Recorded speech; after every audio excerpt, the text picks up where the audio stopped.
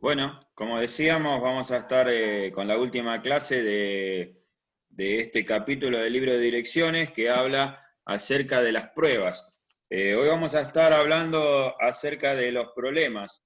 Y los problemas que vienen a mi vida y a la vida de ustedes, hermanos y amigos, muchas veces Dios las utiliza para guiar a otros. Es decir, a veces Dios utiliza los problemas que yo tengo para que yo después pueda ayudar a otras personas que están en una situación similar. Como decíamos la clase pasada, el Señor Jesucristo fue ejemplo de humildad para cada uno de nosotros. ¿Se acuerdan que leímos en Filipenses capítulo 2, versículos 5 al 11? La humillación de Cristo al venir a este mundo siendo quien era Él, ¿no? El Dios del cielo, el Rey soberano sobre toda la creación, y Él se humilló para venir a este mundo, y en ese estado de ser hombre, dice que se humilló hasta la muerte y muerte de cruz. Y esa es la humildad que Dios nos mostró, y por eso Dios le exaltó. Lo mismo, nosotros tenemos el ejemplo del Señor Jesucristo, que podemos también serlo para otras personas. Cuando yo me sujeto a Dios, en humildad, dice que Dios me va a exaltar. Y muchas veces eso lo utiliza Dios para que yo pueda ser ejemplo para otros. Hay una regla de las 3C, las 3C, C de casa. En primer lugar, podemos entender que mis dificultades me hacen crecer espiritualmente. Las dificultades vienen a la vida con un propósito, y uno de esos propósitos es que las dificultades me hacen crecer, que es para que yo pueda seguir creciendo en el camino del Señor, en la vida cristiana. En segundo lugar, mis dificultades me hacen comprender el propósito de Dios para mi vida, porque a veces Dios va poniendo o va permitiendo dificultades en nuestra vida para que nosotros podamos comprender por qué Dios nos va guiando a través de este tipo de dificultades, y es para crecimiento y porque Dios tiene un propósito también. Y en tercer lugar, mis dificultades me capacitan para que yo pueda ser ejemplo para otros. ¿Por qué? Porque a veces podemos conocer las cosas desde la teoría, pero cuando nosotros pasamos por una prueba y hacemos la práctica en esa cuestión, estamos completamente capacitados para poder guiar a otros en este sentido. Por eso, acuérdense, crecer, comprender y capacitar son los tres propósitos por los cuales a veces vienen las dificultades a nuestra vida. Vamos a abrir la Biblia en 2 de Corintios capítulo número 1. 2 de Corintios capítulo número 1. Y vamos a leer el versículo 3 y el versículo número 4.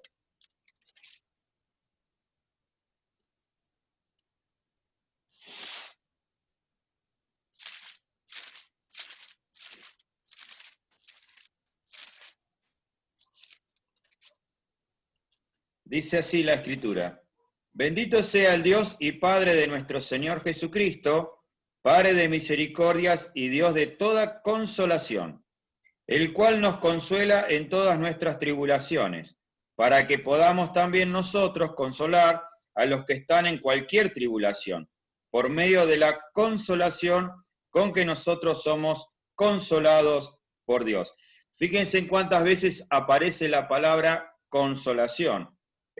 1, 2, 3, 4, 5 veces. 5 veces el apóstol Pablo utiliza esta palabra para destacar que Dios está consolando, está próximo en nuestras dificultades. Y Pablo, como decíamos recién, destaca a Dios por su misericordia y por el consuelo. La palabra que está utilizando acá en el griego es paraklesis,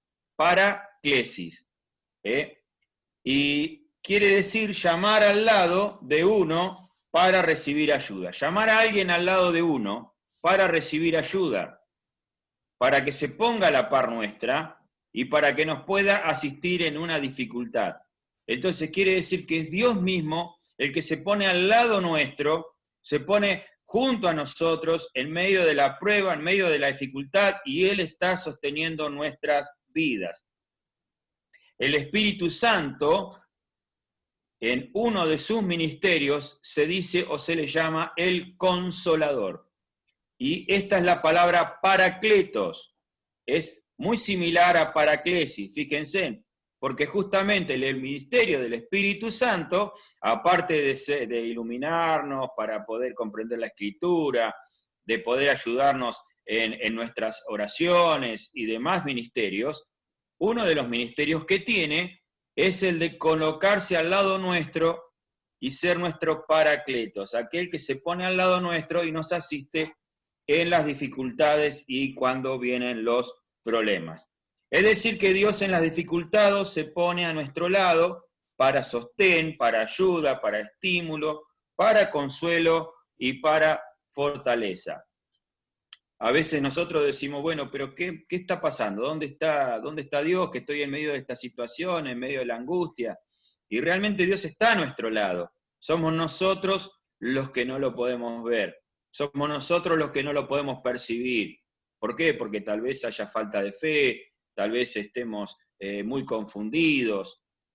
No sé, distintas situaciones, pero que se atribuyen a mi vida y no a la persona de Dios. ¿Por qué? Porque cuando nosotros hemos creído en el Señor Jesucristo como nuestro Salvador personal, viene a morar directamente a mi vida el Espíritu Santo, el Paracletos, y tengo este regalo de Dios, que es la paraclesis de Dios, la consolación de Dios para poder atravesar la prueba, para poder atravesar la dificultad. Otra cosa que podemos rescatar en este pasaje, en estos dos versículos, es que en primer lugar Dios es la fuente del consuelo, y ese consuelo se aplica a mi vida. ¿Cuándo? Cuando aparecen las pruebas. Y a su vez, mis pruebas hacen que yo pueda ayudar a otros y aplicar este mismo consuelo a otros cuando están en dificultades. No es lo mismo decir, mirá, tenés que salir adelante de esta situación, de este problema, porque Dios está al lado tuyo, porque la Escritura tiene sus promesas, porque tenés tu familia que te quiere y tantas otras cosas más, a decirle a alguien, mirá, a mí me pasó. Yo lo viví, Dios me sacó de esta situación. ¿Y cómo fue? Bueno, fue por este medio, porque yo confié en Él, porque oré y me puse en sus manos. No es lo mismo hablar desde la teoría, desde lo que sabemos que Dios puede hacer, cuando hablamos desde nuestra propia experiencia, cuando nos toca participar de algún tipo de dificultad. Es interesante porque la consolación de Dios es como una cascada, ¿no es cierto? Él es la fuente y esa cascada cae en nuestra vida y a su vez se puede replicar en la vida de otras personas. Es derramada en mi vida y a su vez puede derramarse en otras personas, reflejando la bendición, la fidelidad y el amor de nuestro Señor Jesucristo. Vamos a seguir leyendo, ahí en el versículo número 5, dice así: porque de la manera que abundan en nosotros las aflicciones de Cristo, así abunda también por el mismo Cristo nuestra consolación. Pero si somos atribulados, es para vuestra consolación y salvación, o si somos consolados, es para vuestra consolación y salvación, la cual se opera en el sufrir las mismas aflicciones que nosotros también padecemos. Y nuestra esperanza respecto de vosotros es firme, pues sabemos que así como sois compañeros en las aflicciones, también lo sois en la consolación.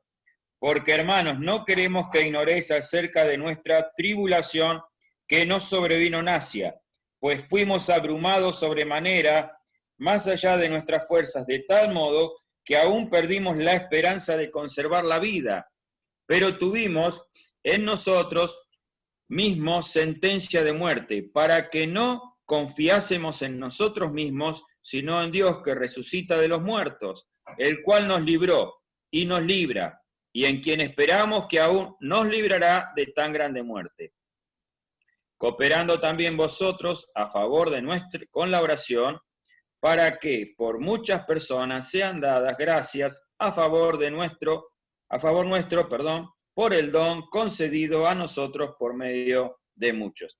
Miren, acá hay infinidad de bendiciones que provienen o que vienen a partir del consuelo que Dios le da al creyente.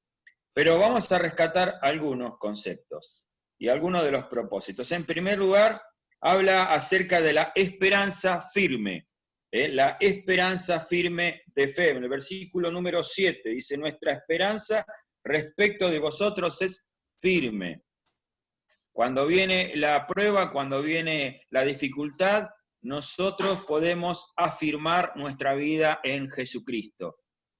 El apóstol decía que hay una esperanza firme. Y en medio de un mundo en que las cosas van cambiando día a día, que los mercados de valores se caen, que la gente se queda sin la salud, sin el trabajo y tantas otras cosas, lo único firme es la bendita persona del Señor Jesucristo y su esperanza, de saber que Él ha muerto en el Calvario por cada uno de nosotros y que ha pagado el precio de nuestra salvación allí con su sangre preciosa y nos ha dado la oportunidad de ser hijos suyos. Y esa es la esperanza firme, la esperanza de que sabemos que somos salvos, de que somos hijos de Dios y de que todo lo que venga está dentro de la voluntad permisiva de Dios. Entonces decimos que la esperanza es firme, firmeza en la esperanza de los propósitos y las promesas de Dios, que son para sus hijos. En segundo lugar, tenemos la esperanza de resurrección en medio de la prueba. Fíjense en versículos 8 y 9, ustedes pueden ver que el apóstol fue atribulado de tal modo, versículo número 8, segunda parte, dice, de tal modo que aún perdimos la esperanza de conservar la vida. Dice, pero tuvimos en nosotros mismos sentencia de muerte dice que no confiásemos en nosotros mismos, sino en Dios que resucita de los muertos. Es decir, el apóstol dice, si esta prueba va a llevarse mi vida, yo tengo la esperanza gloriosa de la resurrección, de que Dios va a hacer este milagro en mi vida, de que un día el Señor Jesucristo va a resucitar a todos. Porque está escrito, y eso está en 1 Corintios capítulo 15, ustedes saben, que no todos dormiremos, pero todos seremos levantados, todos seremos llevados. ¿Cuándo? Cuando toque la final trompeta, los muertos en Cristo resucitarán primero, y luego los que hayamos quedado seremos levantados con Él para estar para siempre con el Señor Jesucristo. Entonces el apóstol decía, miren, si yo en el medio de la prueba pierdo la vida, yo sé que he colocado mi esperanza en el Dios que resucita a los muertos por medio del sacrificio de Jesucristo. En tercer lugar, la esperanza de liberación. Fíjense en el versículo número 10. Él tenía esta esperanza de liberación de parte de Dios. Dice, el cual nos libró, nos libra, y en quien esperamos aún nos librará de tan grande muerte. Él estaba esperanzado en Dios a través de la prueba, o en el medio de la prueba, en el Dios de consolación, en el pasado, en el presente, en el futuro. Por medio de su poder, dice, todo está bajo su soberanía y su poder, como decíamos recién. Nosotros estamos esperando siempre que Dios nos liberte o nos libere en medio de la prueba y de la aflicción. Y oramos y clamamos al Señor en este sentido. Y está bien que sea así, porque Dios también desea liberarnos, si está dentro de su voluntad, en el momento apropiado y en el momento adecuado. La Escritura dice claramente que Dios no nos va a dar una prueba mayor que la que nosotros podamos soportar, y que junto con la prueba, ¿qué viene? La salida, la puerta, ahí está el camino. Viene la prueba, viene la dificultad, pero dice que junto con la dificultad y la prueba, Dios nos va a mostrar ese camino que es el camino que tenemos que tomar para la salida, para la liberación en medio de la prueba.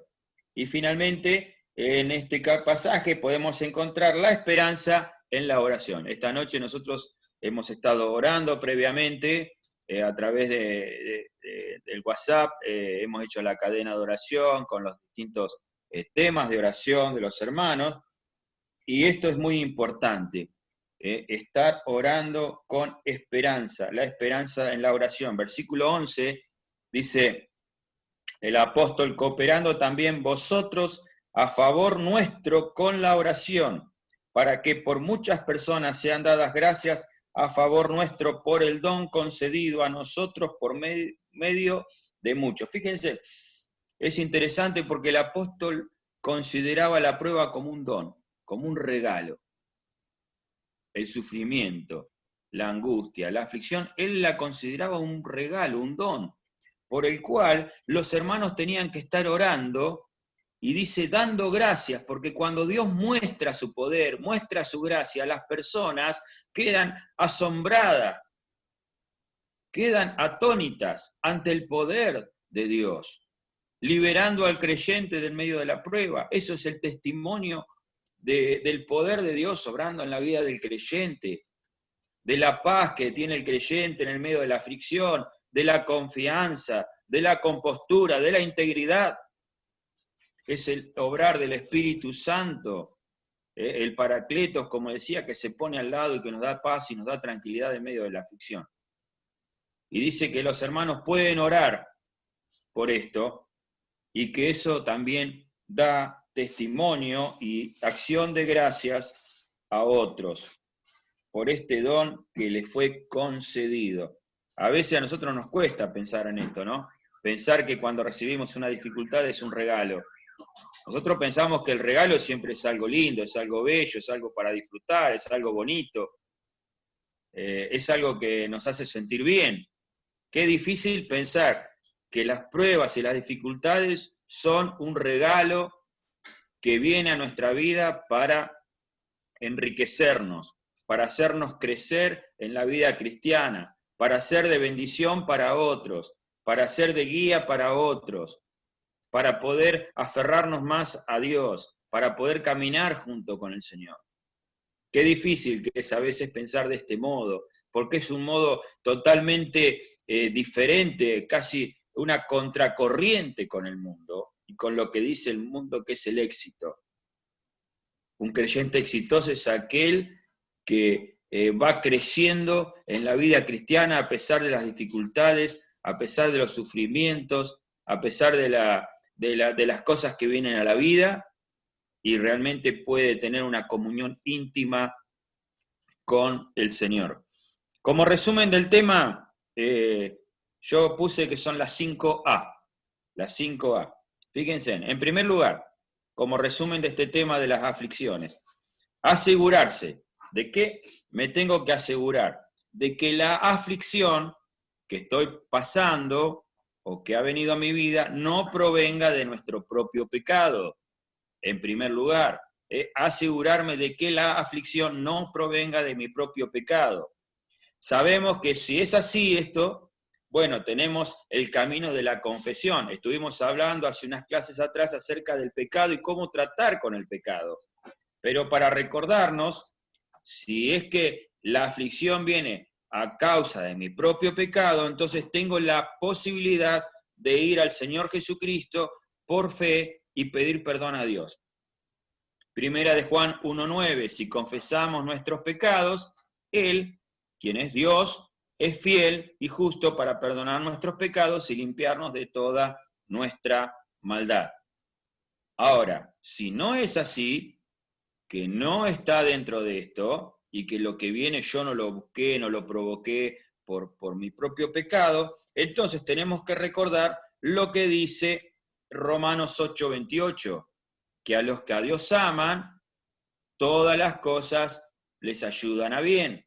Romanos 8:28, es decir, bueno, esta prueba tiene un propósito. En Dios, todas las cosas a aquellos a quien Dios ama les ayuda a bien. En segundo lugar, la segunda A es aceptar, y aceptar con humildad la tribulación, así como el Señor Jesucristo aceptó la tribulación, la angustia, al pasar por la aflicción de la cruz, así como los discípulos aceptaron la tribulación por predicar el Evangelio. Con humildad nosotros también tenemos que aceptar con humildad la tribulación, dejando de lado los intereses personales, o la venganza, o la autocompasión, de mirar lo que me pasó y pobre de mí y demás, dejarlo afuera eso y someternos al control total de Dios. Ser dócil, ser manso, decíamos el otro día, y ser dócil a lo que Él quiere formar. Y Dios quiere formar mi carácter. Dios quiere formar mi carácter. Dios quiere formar tu carácter, hermano. ¿Cómo? A la imagen y semejanza del Señor Jesucristo. Por eso a veces vienen las pruebas y tenemos que aceptarlas con humildad y decirle al Señor qué es lo que quiere provocar en mi vida.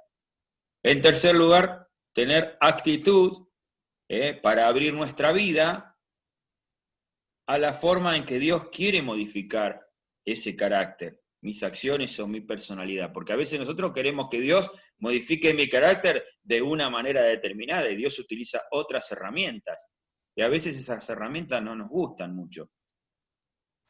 Imaginen que el ebanista toma un trozo de madera y ¿qué hace para hacer la obra? Empieza a quitar con distintas herramientas lo que sobra para que quede finalmente la obra terminada en la madera. Y bueno, y a veces usa el formón, a veces usa la gubia, a veces usa otro tipo de herramientas. Imagínense que la madera le diga al ebanista, no, yo quiero hacer una obra de arte, pero no uses tal herramienta, no uses la sierra, no uses la gubia porque me duele, no uses el serrucho, no uses el formón. ¿Qué derecho tiene el ébano, la madera, decirle al artista qué herramienta tiene que usar? Ninguna. Nosotros tampoco. Somos como el vaso en las manos del alfarero y tenemos que ser dóciles y tener esta actitud de abrir nuestra vida para que Dios haga los cambios necesarios. La cuarta A es acercarse a Dios de un modo confiado, para hallar gracia, dice la Escritura, para el oportuno socorro en el momento de necesidad. Ese es el propósito, acercarnos a Dios en medio de la prueba. No aislarnos, no cerrarnos y decir, bueno, pero Dios me desterró, Dios no me quiere, mira lo que me está pasando. No ese es el propósito de la prueba. El propósito de la prueba es acercarnos a Dios. Es que estemos más cerca de Él, que llevemos la vida más cerca de Él. ¿Para qué? Para que de una manera confiada, es decir, con fe, podamos encontrar la salida, podamos encontrar el oportuno socorro que proviene de la persona de Dios. Y finalmente, la quinta A es abrirse a la posibilidad de que Dios quiera emplear mis aflicciones para ayudar a otros. Mis aflicciones pueden ser de consuelo para otros. Entonces a veces Dios permite que yo pase por distintas situaciones de dificultad, de angustia, de dolor, para capacitarme a mí, para que yo en otra oportunidad pueda de alguna manera ayudar a otras personas que estén pasando por lo mismo. Miren, no lo vamos a leer, pero si quieren anótenlo. Job 13:15. Job 13:15. Job perdió en un solo día, perdió a sus hijos, perdió sus riquezas, perdió su salud, pero aún así él permaneció fiel a Dios, sin comprender cuál era el propósito, porque si ustedes leen el libro de Job, hubo una reunión en el cielo donde ahí Satanás desafió a Dios de que, mirá Job, es porque vos lo dejás las riquezas, es porque él tiene esto, es porque tiene el otro, sacale todo eso, vas a ver cómo va a blasfemar. Y Dios permitió, de alguna manera, que Satanás toque esas cosas de Job, sus hijos, sus riquezas, su salud. Y dice la Escritura que fue un hombre íntegro, que ni aún en ese estado él blasfemó a Dios ni negó a Dios. Por el contrario, finalmente cuando termina el libro de Job, él se da cuenta que Dios tenía un propósito. Dice que de oídas te había oído, él se había escuchado, es como decíamos recién, él había escuchado de la fidelidad a Dios, pero dice, ahora mis ojos te ven. Es decir, que él ahora había tenido un contacto íntimo y estrecho con la persona de Dios después de haber pasado por la dificultad.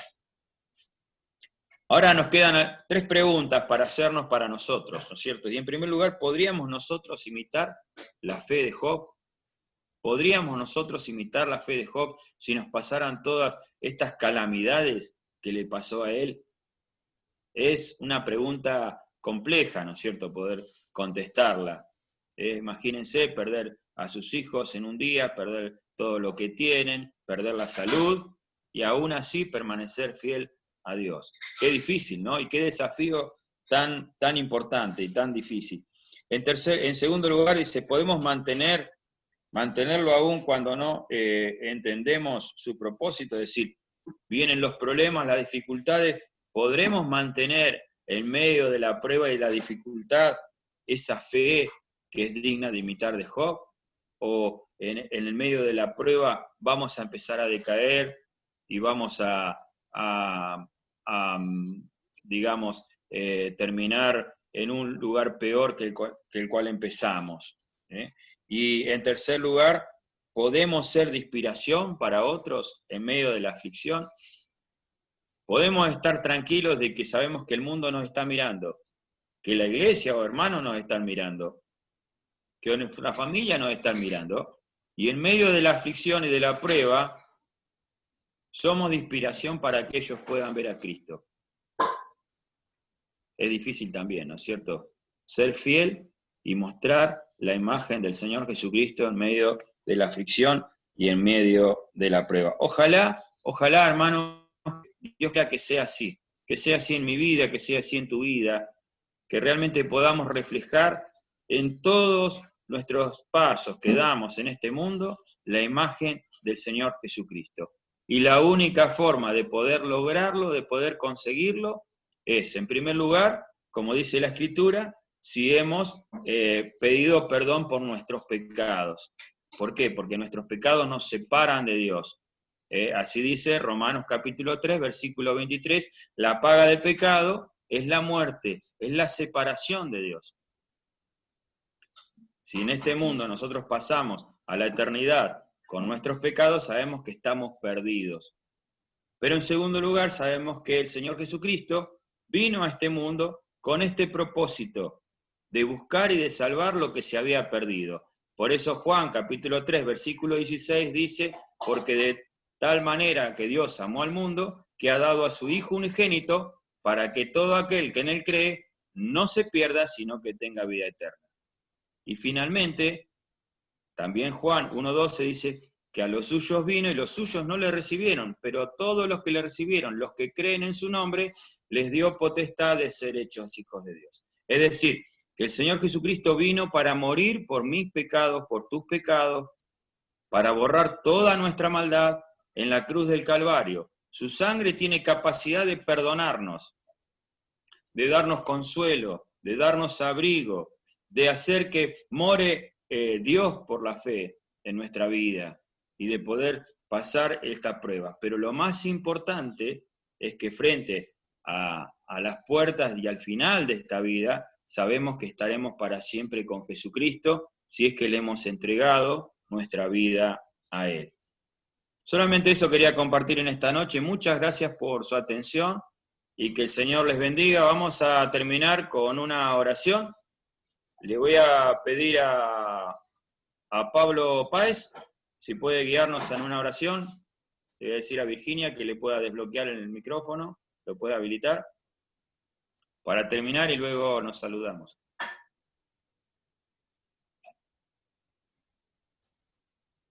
Hola. Oremos. Padre nuestro, Señor que estás en los cielos, te damos gracias, nuestro Dios, por este momento que tú nos hablas, que nos permites para escuchar tu hora a través nuestros hermanos puedan escuchar tu voz. Pedimos para escucharles en momentos difíciles, podamos mirar siempre hacia ti, Señor, sabiendo que todas las cosas que proceden de ti, solo para que a nosotros nos vaya bien. Nos cuesta parecer aceptar a veces las cosas que tú permites, pero sabemos que tenemos que ser pulidos, tenemos que ser probados, para no avergonzarnos en este mundo rodeado de personas que no te conocen, sabiendo parecer que somos cartas leídas, solo queremos pedirte, Señor, que tú nos aumentes la fe. Tú conoces parecer cada corazón, cada persona ahora conectada, y pedimos, Señor, que nos fortalezcas y nos dé fuerza. Te pedimos eso en el nombre del Señor Jesús. Amén.